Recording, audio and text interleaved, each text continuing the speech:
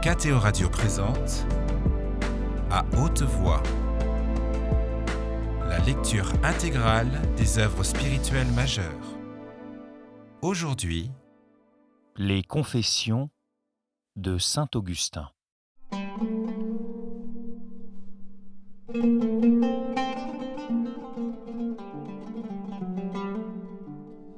Chapitre 12. L'action de la grâce. Quand de l'abîme mystérieux de mon âme, un profond examen de conscience eut amené et rassemblé toute ma misère sous le regard de mon cœur, il s'y éleva une grande tempête, porteuse d'une abondante pluie de larmes. Afin de les laisser couler, je me levai et m'écartai d'Alypius. La solitude me paraissait plus commode pour pleurer, et je m'éloignai assez pour n'être plus gêné par sa présence. Tel était mon état. Il s'en rendit compte car j'avais proféré je ne sais quelle parole d'une voix déjà grosse de pleurs. Je m'étais donc levé. Il restait là où nous étions assis, prodigieusement stupéfaits. Quant à moi, je fus m'étendre je ne sais comment sous un figuier. Je ne retins plus mes larmes et les fleuves de mes yeux débordèrent, sacrifice agréable à votre cœur. Et je vous dis 1000 choses, non pas en ces termes, mais en ce sens. Et vous, Seigneur, jusques à quand? Jusques à quand, Seigneur, serez-vous en colère? Oubliez nos iniquités passées. Car je sentais qu'elles me tenaient encore, je poussais des cris pitoyables, combien de temps, dirais-je demain, et encore demain? Pourquoi pas à l'instant? Pourquoi ne pas en finir sur l'heure avec ma honte? Je parlais ainsi, et je pleurais dans la très amère contrition de mon cœur. Et voici que j'entends qui s'élève de la maison voisine une voix de jeune garçon ou de jeune fille, je ne sais. Elle dit en chantant et répète à plusieurs reprises « Prends et lis, prends et lis ». Et aussitôt, changeant de visage, je me mis à chercher attentivement dans mes souvenirs si ce n'était pas là quelque chanson qui accompagna les jeux enfantins, et je ne me souvenais pas d'avoir entendu rien de pareil. Je refoulais l'élan de mes larmes et me levais. Une seule interprétation s'offrait à moi. La volonté divine m'ordonnait d'ouvrir le livre et de lire le premier chapitre que je rencontrerais. Je venais d'entendre dire qu'Antoine, survenant au hasard d'une lecture de l'Évangile, avait pris pour lui cet avertissement « Va, vends tout ce que tu possèdes, donne-le aux pauvres et tu auras un trésor dans le ciel. Viens, suis-moi » et que cet oracle avait décidé aussitôt de sa conversion. Je revins donc en hâte à l'endroit où était assis Alypius, car j'y avais laissé en me levant le livre de l'apôtre. Je le pris, l'ouvris et lus en silence le premier chapitre où tombèrent mes yeux. Ne vivez pas dans la ripaille et l'ivrognerie, ni dans les plaisirs impudiques du lit, ni dans les querelles et les jalousies, mais revêtez-vous du Seigneur Jésus-Christ, et ne pourvoyez pas à la concupiscence de la chair. Je ne voulais pas en lire davantage, c'était inutile. À peine avais-je fini de lire cette phrase qu'une espèce de lumière rassurante s'était répandue dans mon cœur, y dissipant toutes les ténèbres de l'incertitude. Alors, après avoir marqué le passage du doigt ou de je ne sais quel autre signe, je fermai le livre et avec un visage déjà apaisé, je mis Alypius au courant de tout. Et de son côté, il me révéla ce qui s'était passé en lui sans que j'y eusse pris garde. Il me demanda à voir ce que j'avais lu, je lui montrai et il poursuivit sa lecture plus loin que moi. J'ignorais la suite. Elle portait « Accueillez celui qui est faible dans la foi ». Il s'appliqua ce texte et me le déclara. Affermi par cet avertissement dans une sainte résolution, parfaitement accordée à la pureté de ses mœurs, point où il m'avait dépassé depuis longtemps et de loin, il se joignit à moi sans trouble et sans hésitation. Aussitôt, nous nous rendons auprès de ma mère, nous lui disons tout, elle se réjouit. Nous lui racontons comment la chose s'est passée, elle exulte, elle triomphe. Et elle vous bénissait, ô vous, dont la puissance est supérieure à ce que nous demandons et comprenons, car elle voyait bien que vous lui aviez beaucoup plus accordé pour moi qu'elle ne vous avait demandé par ses larmes et ses tristes gémissements.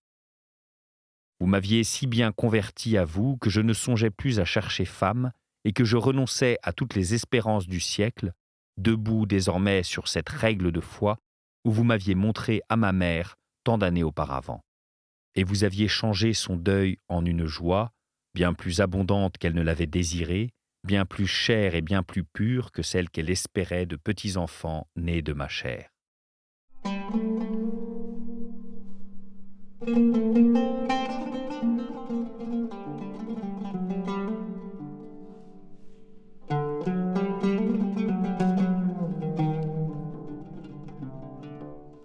Livre 9e, chapitre 1er, prière d'action de grâce.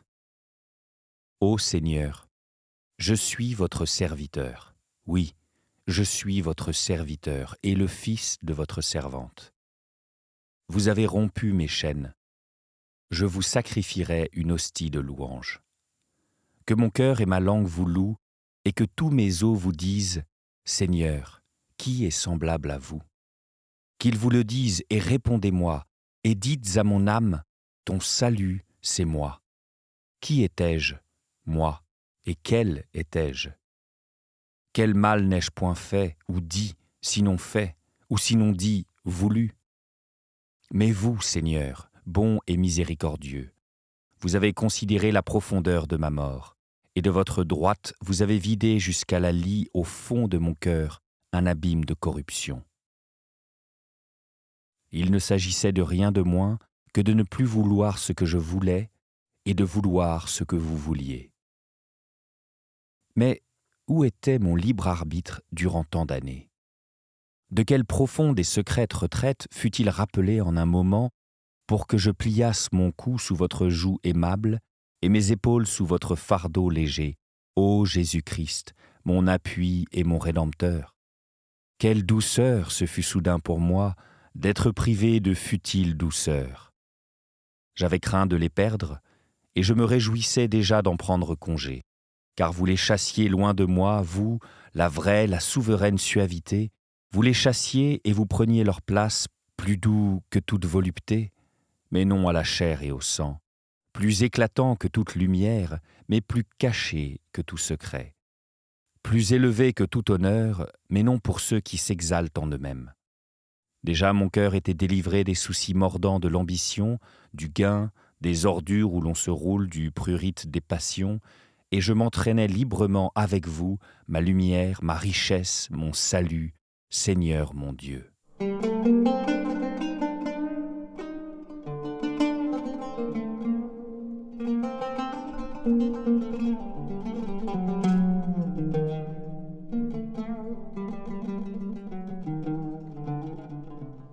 Chapitre 2. Augustin décide d'abandonner l'enseignement.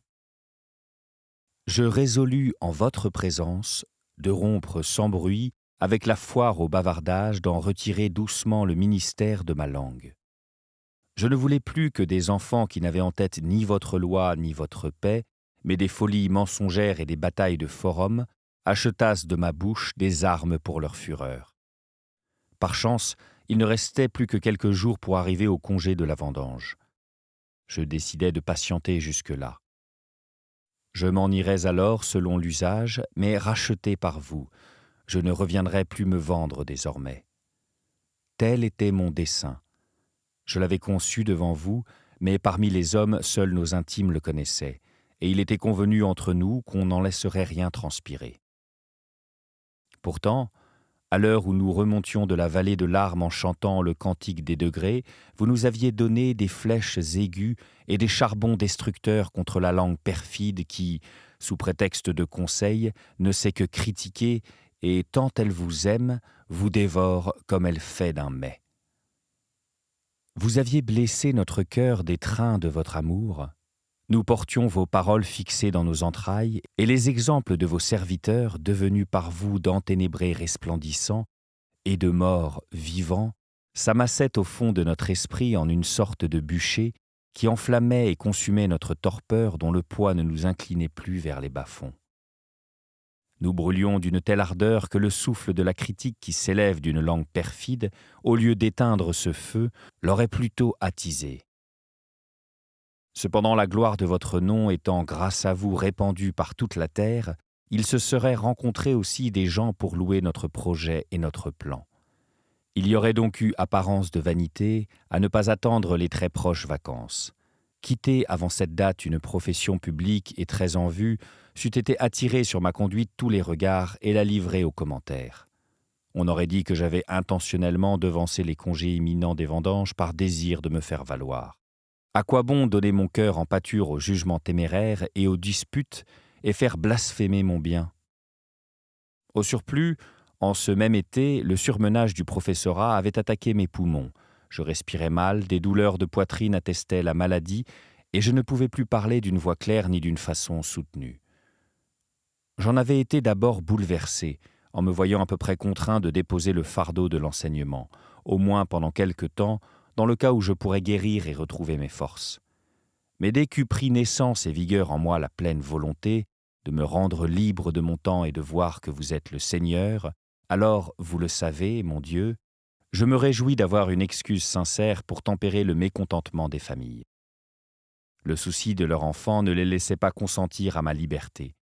Plein de cette joie, je prenais en patience le temps qui restait à courir, peut-être 20 jours, mais il me fallait du courage, car je n'étais plus soutenu par l'amour du gain qui m'aidait d'ordinaire à supporter mes lourdes besognes, et elle m'aurait accablé si la patience n'avait suivi. Un de vos serviteurs et un de mes frères dira peut-être que j'ai péché en acceptant le cœur plein de votre service d'occuper 1 heure de plus ma chair de mensonge.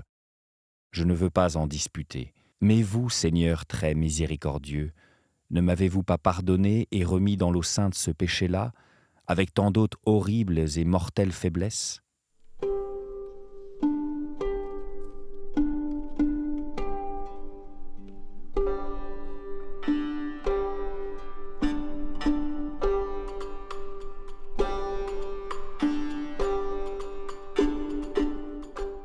Chapitre 3.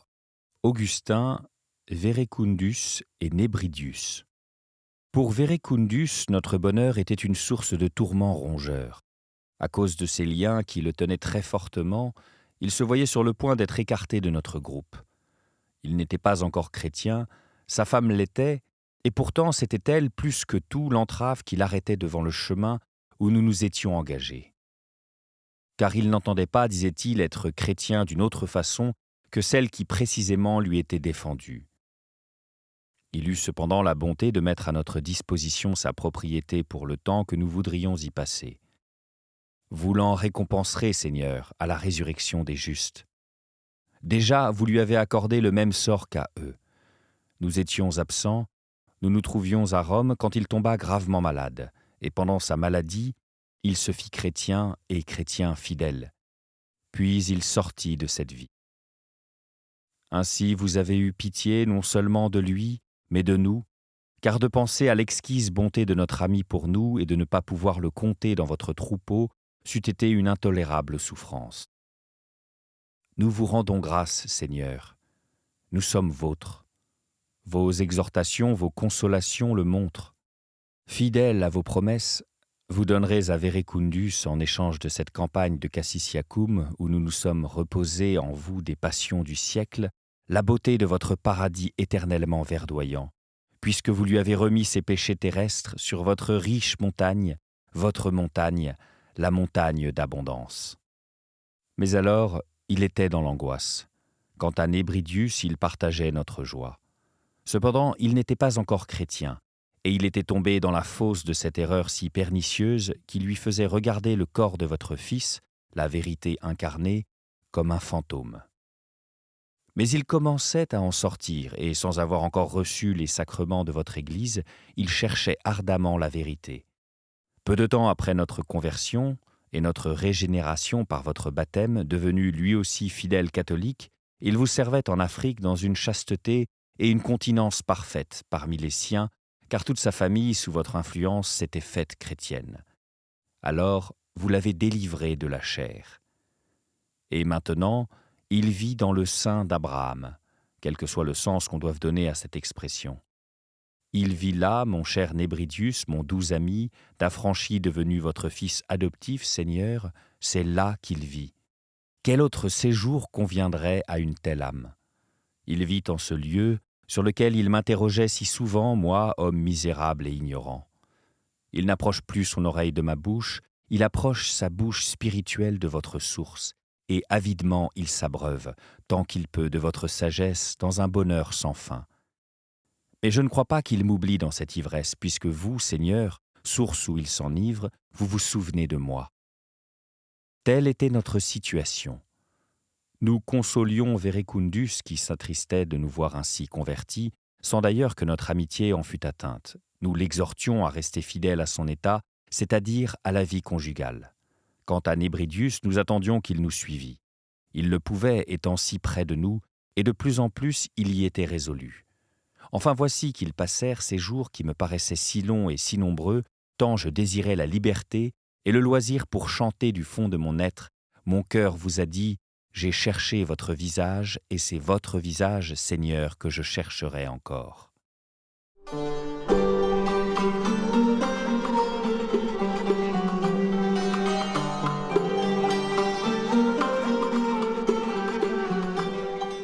Chapitre 4. Dans la maison de Verecundus à Cassisiacum. Et le jour arriva où je devais être effectivement libéré de cette profession de rhéteur dont j'étais déjà affranchi en pensée. Ce qui eut lieu.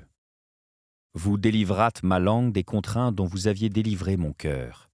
Je vous bénissais plein de joie, et je me rendis à cette villa avec tous les miens.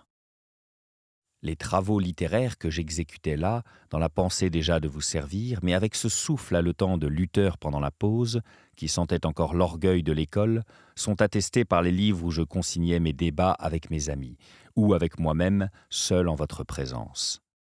Quant à mes discussions avec Nébridius alors absent, nos lettres en témoignent. Quand trouverai-je assez de temps pour évoquer tous les grands bienfaits que je vous dois, surtout à cette époque de ma vie ? Car j'ai hâte d'en venir à d'autres sujets de plus d'importance. La mémoire me rend mon moi d'alors, et il m'est doux, Seigneur, de vous confesser par quels secrets aiguillons vous m'avez pleinement dompté, comment vous avez aplani mon âme en ravalant les montagnes et les collines de mes pensées, comment vous avez redressé mes voies tortueuses et adouci mes aspérités, comment vous avez soumis Alypius, le frère de mon cœur, au nom de votre Fils unique, notre Seigneur et Sauveur Jésus-Christ, ce nom que son dédain ne pouvait admettre dans mes ouvrages. Il y respirait plus volontiers l'odeur des cèdres de l'école déjà broyés par le Seigneur que celle des herbes salutaires de votre Église qui guérissent de la morsure des serpents. Quelles exclamations j'élevais vers vous, mon Dieu, en lisant les psaumes de David, ces cantiques de foi, ces hymnes de piété qui bannissent l'esprit d'orgueil. Je n'avais pas encore l'expérience de votre véritable amour. Je partageais à la campagne mes loisirs avec Alypius, catéchumène comme moi. Ma mère ne nous quittait pas. À des dehors de femmes, elle joignait une foi virile, le calme de la vieillesse, la bonté d'une mère et la piété d'une chrétienne. Oui, quelles exclamations j'élevais vers vous à la lecture de ces psaumes, de quel amour pour vous je me sentais embrasé. Je brûlais de les réciter, si c'eût été possible, à toute la terre pour rabattre l'arrogance du genre humain. Et d'ailleurs, ne se chante-t-il pas dans le monde entier ? Il n'est personne qui se soustraye à votre chaleur. Quelle véhémente et douloureuse indignation me soulevait contre les manichéens. Et puis, de nouveau, je les plaignais d'ignorer ces mystères, ces remèdes, et de rejeter follement l'antidote qui aurait pu les guérir.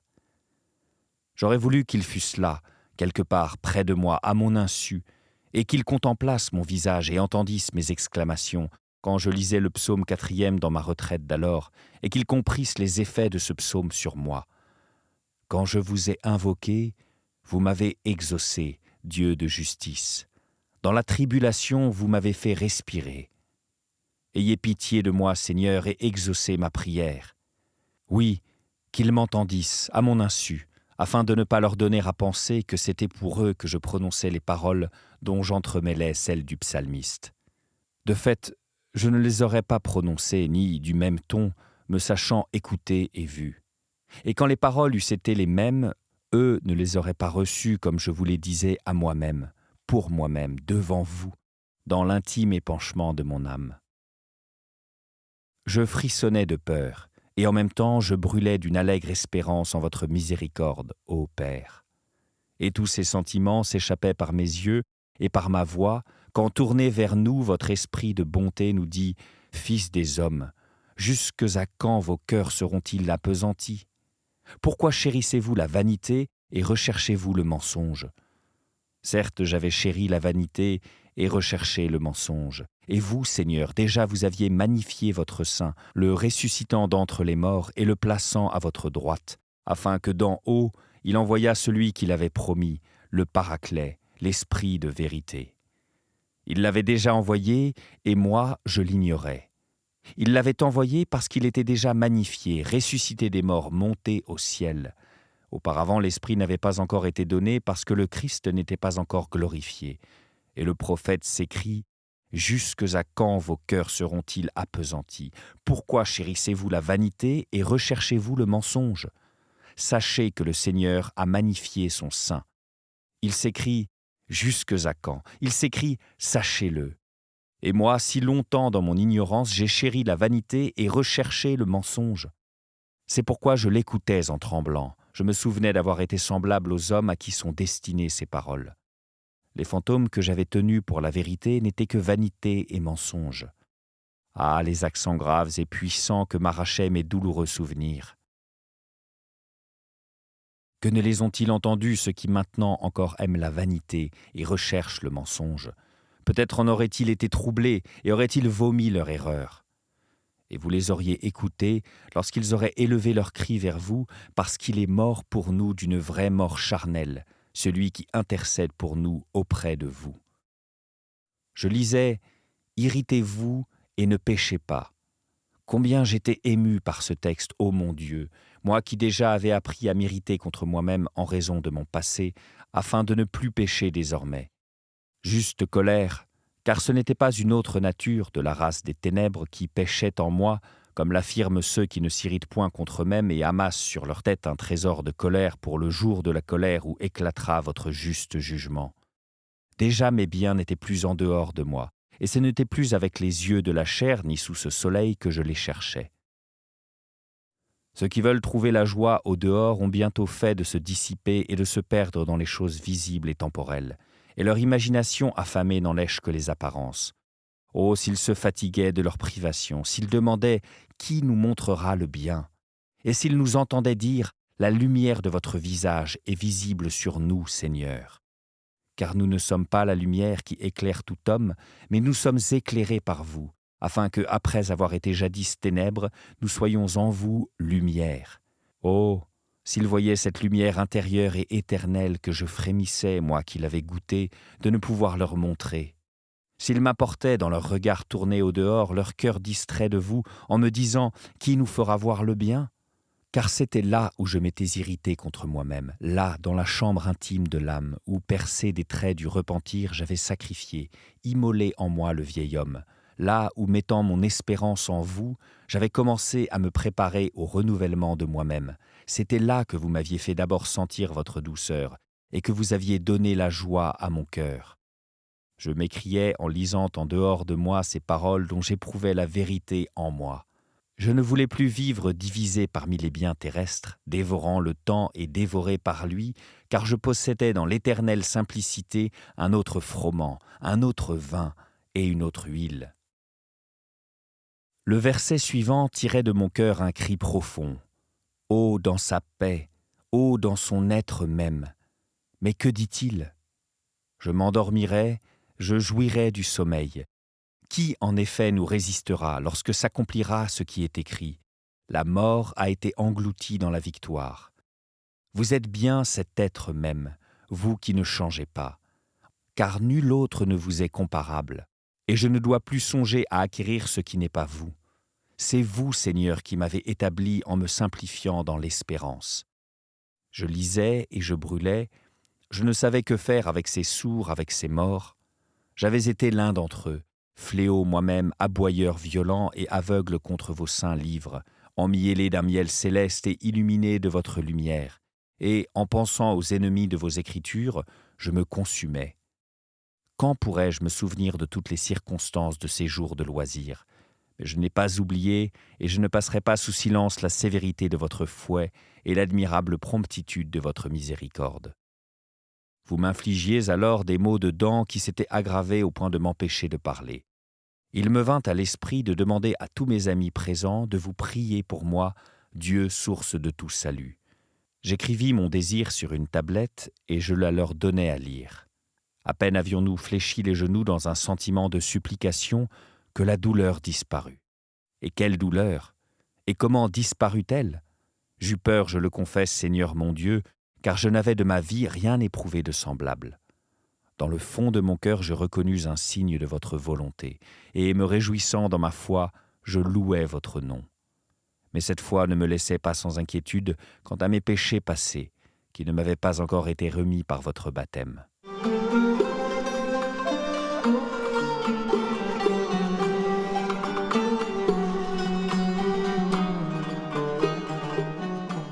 Chapitre 5.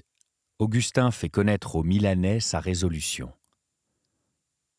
Le congé des vendanges fini, j'informai les Milanais qu'ils eussent à pourvoir leurs étudiants d'un autre marchand de parole, vu que j'avais décidé d'embrasser votre service et que d'ailleurs une oppression respiratoire et une douleur de poitrine m'interdisaient l'exercice de cette profession. Je confiai par lettre à votre saint pontife Ambroise, avec mes erreurs passées, ma résolution présente, lui demandant ce que je devais lire de préférence dans vos écritures, pour me rendre plus apte et me mieux préparer à recevoir une si grande grâce. Il me recommanda d'une façon pressante le prophète Isaïe, sans doute parce que de tous les prophètes, il a le plus clairement annoncé l'Évangile et la vocation des gentils. Mais, n'y ayant rien compris à une première lecture, et pensant que je ne serais pas plus heureux pour la suite de l'ouvrage, je décidai de le reprendre à une époque où le langage du Seigneur me serait plus familier.